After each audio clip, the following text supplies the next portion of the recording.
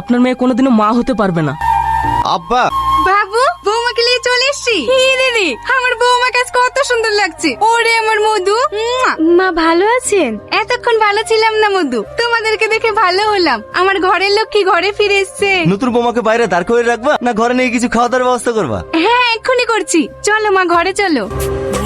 এই বাজাম, তুই কি করে ভাবলি আমার ছেলেকে ফাঁসিয়ে এই বাড়িতে রাজত্ব করবি? আমার বংশের প্রদীপ জ্বালানোর জন্য তোকে খুব করে জেলে যাবো সেও শিকার, কিন্তু তোকে এই বাড়িতে থাকতে দেবো না। ওই গো বৌমাকে একটু বাইরে নিয়ে আসো, জোসনাটা দেখতে এসছে।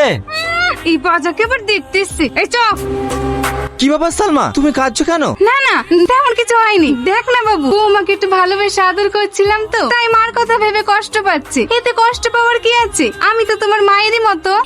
টনির বউটা তো কি সুন্দর রে, একদম পুতুলের মতো। দেখতেও পুতুলের মতো। জীবনে ছেলে পেলে হবে নাকি? ও বাবা, এ তুই কি বললি? আমার বৌমা বাজা? আমার বৌমা বাজা হলেও না আমার ঘরের লক্ষ্মী। এই বেরিয়ে যা আমার বাড়ি থেকে।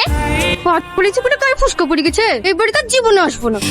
দেখো দিনি, লোকের কথা শুনে তুমি কেন কাঁদছো? আমার পরিবার তোমার সাপোর্টে আছে। মা সালমাকে ঘরে নিয়ে যাও। কি গো তুমি বাড়িতে যে আজকে আমার মামাতো বোনের অনুষ্ঠান হচ্ছে, তুমি মার সঙ্গে যাওনি? না যাইনি, সবাই যদি চলে যায় তাহলে বাড়ি থেকে থাকবে। হাট পাগলি, তাই বললে হাই চলো আমার সঙ্গে যাবে। আমি গেলে যদি কোনো অসুবিধা হয়? কি আবল তোল বলছো, কোনো অসুবিধা হবে না, চলো। এই সবারই তো হয়ে গেল, তুমি যাও কিটে দিয়ে আসো গা। না না আমি যাব না। তাই বললে হয়? সবাই দিচ্ছে, তুমি না দিলে কি বলবে? ভাবি তুই তো দেখ।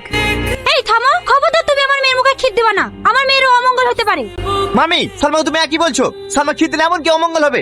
অমঙ্গল হবে না?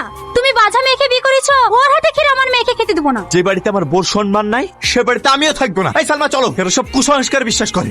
এই বাজা, তোকে আমার ভাই বাড়ি যেতে মানা করিনি, তারপর কেন গেছিলি?